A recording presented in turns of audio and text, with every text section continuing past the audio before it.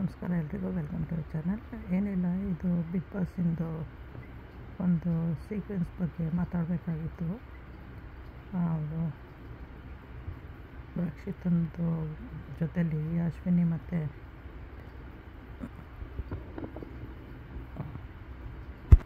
ಜಾನ್ವಿ ಏನೇನೋ ಕೆಟ್ಟದಾಗಿ ಮಾಡ್ತಾರಲ್ಲ, ಅದು ಸಣ್ಣ ಹುಡುಗಿಯವಳು ಒಂದು. ಇನ್ನೊಂದು ತಪ್ಪು ಅವಳ ಮೇಲೆ ನೆವ ಹೇಳೋದು, ಮತ್ತು ಅವಳು ಮಾಡಿಲ್ದಿದ್ದನ್ನು ಮಾಡಿದ್ದಾಳೆ ಅಂತ ಹೇಳೋದು, ಅದೆಲ್ಲ ತಪ್ಪು, ತುಂಬ ತಪ್ಪು.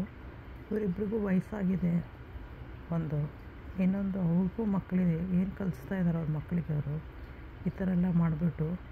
ಅದರಲ್ಲೂ ಏನೇನು ಹೇಳ್ತಾರೆ, ಅವಳ ಬ್ಯಾಕ್ಗ್ರೌಂಡು, ಅವಳದು ಸ್ಲಮ್ಮು, ಇನ್ನೊಂದು ಮತ್ತೊಂದು ಇಡಿಯಟ್ಟು, ಆ ಥರ ಎಲ್ಲ ಕರೆಯೋದು.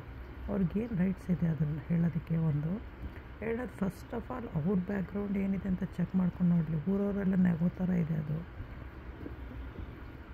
ಅವ್ರದ್ದು ಬಿಟ್ಕೊಂಡು ಬೇರೆಯವ್ರದ್ದು ಮಾತಾಡೋಕ್ಕೆ ಬರ್ತಾರೆ. ಫಸ್ಟ್ ಆಫ್ ಆಲ್ ಅವ್ರ ಪೇರೆಂಟ್ಸು ಸಣ್ಣ ಹುಡುಗಿನ ಇಲ್ಲಿ ಕಳಿಸಿರೋದೇ ದೊಡ್ಡ ವಿಷಯ.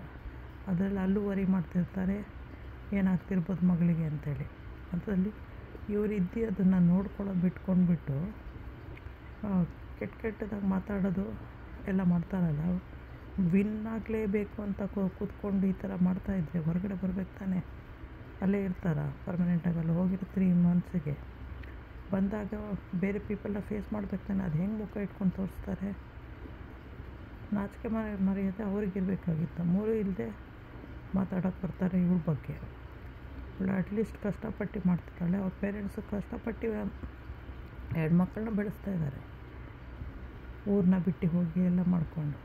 ಇವ್ಳಿಗೇನು ರೈಟ್ಸ್ ಇದೆ ಅವಳ ಬ್ಯಾಕ್ಗ್ರೌಂಡ್ ಹೇಳೋದಕ್ಕೆ? ಇವ್ರ ಬ್ಯಾಕ್ಗ್ರೌಂಡೇ ವಾಸನೆ ಬಂದು ಬಿದ್ದೋಗ್ತಾ ಇದೆ. ಯಾವುದೋ ಒಂದು ಒಳ್ಳೇದಿದೆಯಾ ಹೆಮ್ಮೇಲಿ ಹೇಳ್ಕೊಳ್ಳೋ ಥರದ್ದು? ಯಾವುದೇ ಒಂದು ಹೆಮ್ಮೆದಿಲ್ಲ. ಅಂಥದ್ರಲ್ಲಿ ಸಣ್ಣ ಹುಡುಗಿನ ಏನೇನು ಆಟ ಆಡಿಸ್ತಾರೆ. ಅವಳಿಗೆ ಮೆಂಟಲಿ ಟಾರ್ಚರ್ ತಾನೇ ಇದು ಮಾಡ್ತಿರೋದವರು. ಮೆಂಟಲಿ ಟಾರ್ಚರ್ ಆದರೆ ಏನಾಗಬೇಕು ಹುಡುಗಿಗೆ? ಸೈಕೋ ಥರ ಆಗೋಗಲ್ವಾ? ಕಾಮನ್ ಸೆನ್ಸ್ ಇಲ್ವಾ ಲೇಡೀಸ್ಗೆ?